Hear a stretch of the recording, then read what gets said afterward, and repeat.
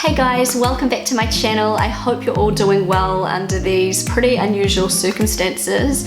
If you are new here, it is wonderful to have you. I'm Antoinette, a New Zealander living in Germany. Recently, I've been making quite a few vlog style videos because I've got my kids home with me 24/7 at the moment. I am homeschooling due to the current situation, and I just find the vlogs a little bit easier to film, but I thought it was about time that I made another sit down video, and I've got a fun one for you today. In this video, I'm going to be talking about 5 ways in which my kids have become Germanized.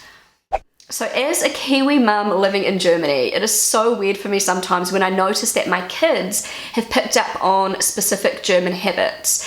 And these habits, they definitely haven't come from me.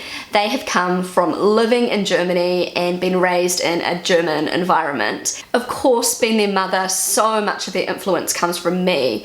But they were born and raised in Germany, and there's absolutely no denying that they are going to have some pretty strong German habits, despite having a Kiwi mother. Okay, so in no particular order, one of the German habits that my kids have picked up is something that a lot of you have actually already pointed out to me. You've noticed this in some of my recent vlogs. My children, Emilia and Matteo, Emilia who was 7, Matteo who was 3, they have chosen German as the language that they communicate with each other in. I don't know why this just surprised me. I guess I was just expecting for them to communicate with each other in English, because that's how I communicate with my siblings. I don't know, but it makes sense. We live in Germany, and my little girl Emilia, she goes to school in Germany, and so she has a huge outside influence with speaking German. My kids are bilingual. I have only ever spoken English with them since the day they were born, and they have a really great level of English, except German I think is their stronger language, because if English was their stronger language, I feel as though they would be communicating with each other in English. They don't even attempt to speak English with each other. It's just German, German, German. So I will be having a big in-depth conversation with them in English. They will be replying to me in English, and then they will turn to each other and start speaking in German. And I actually think this is really, really cool. I just love how quickly they can switch between English and German.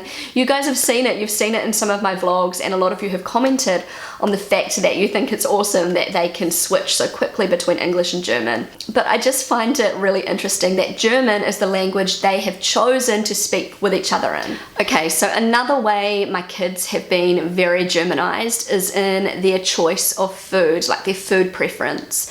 They would choose German food any day over any other cuisine. And I obviously did not grow up eating German food.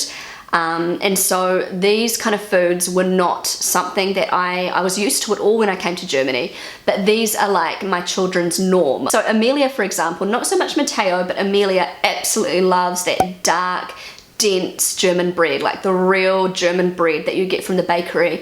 She much prefers this over the fluffy white toast bread that I ate as a kid. Most kids in New Zealand would much prefer the light, fluffy kind of toast bread over the dense, dark German bread, but not Emilia, no way. If Matteo is hungry, he will automatically ask for a Brezel or a Laugenstange.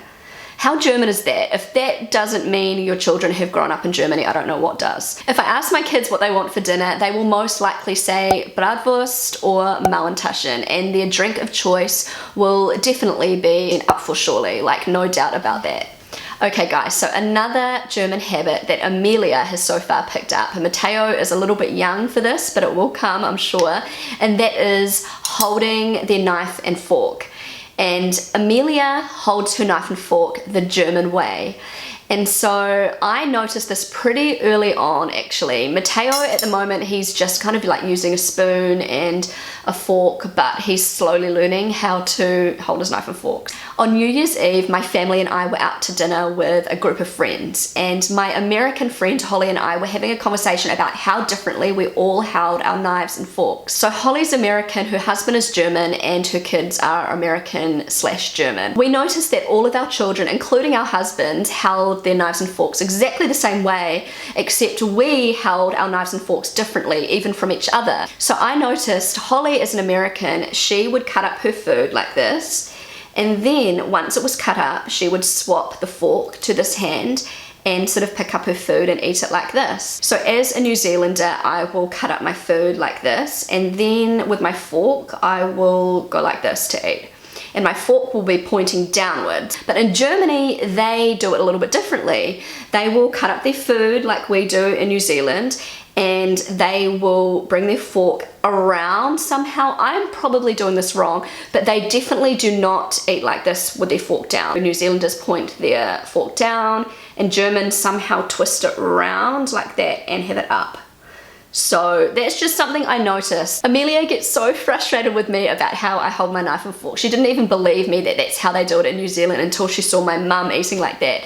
She doesn't understand why we point it downwards, because in Germany, I guess it makes sense, you know. You've got all of your food on your fork and it's just the right shape to kind of shovel up your food. Emilia has most definitely picked up on the German way of holding your knife and fork. I honestly thought she would copy the way I do it, but no, she wants to do it the German way, and fair enough, we live in Germany. Okay, another way in which my children have been Germanized, and I've talked about this before, have to bring it up again, it is just so appropriate for this video, and that is the order in which they count. In New Zealand, we always count with our index finger first, so 1, 2, 3, 4, 5. In Germany, they always count with their thumb first, 1, 2, 3, 4, 5. I have no idea why we count in different orders, we just do. And my children have chosen to count in the German way, in the German order. I noticed Emilia doing this when she was really little, like 3. She started counting with the thumb first. And it just amused me. It just absolutely amused me because I'd never seen anybody count like this before coming to Germany.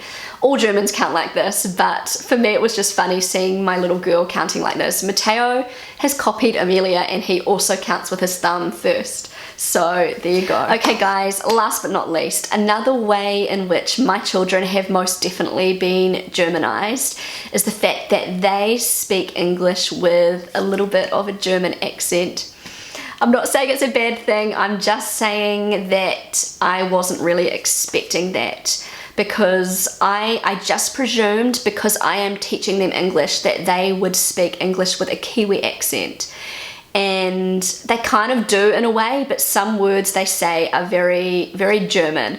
And my family and friends back home think it is absolutely adorable, and I think it sounds absolutely adorable. But the funny thing is, I have a group of English-speaking friends here in Germany who are also raising bilingual children in English and German, but they are from different English-speaking countries like the United States, the UK, Australia, Canada, and some of them have said to me that they can hear a Kiwi accent when my kids speak English. I guess because I am a New Zealander, I can hear the Germanness, the German accent, but because they are not New Zealanders, they can hear the Kiwi accent, I don't know. But I definitely notice my kids' German accent when friends of mine from New Zealand, they will send little clips of their kids, like speaking, like little videos, and their kids have a super strong Kiwi accent, and it sounds very different to how my kids speak. Some people have made comments about it in videos, you know, why do your kids have German accents?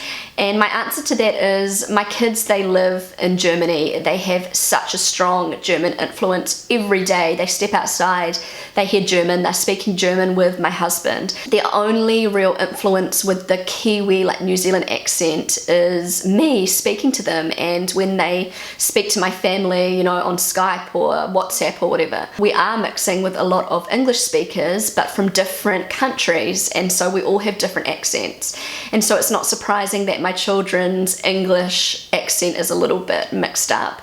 But as I've mentioned, when we visit New Zealand or when my mum comes to stay, I notice them really losing their German accent and sounding more Kiwi. So I really don't think it would take my children long to lose their German accent. Anyway, I think it's absolutely adorable. I love the way my kids speak English and I wouldn't want to change it. Anyway guys, that's all I've got for this video. If you are an expat parent living in Germany, raising children in Germany, I would love to hear ways in which your children have become Germanized. I really hope you enjoyed this video. If you enjoyed it, then don't forget to give it a big thumbs up. I would love you to consider subscribing to my channel.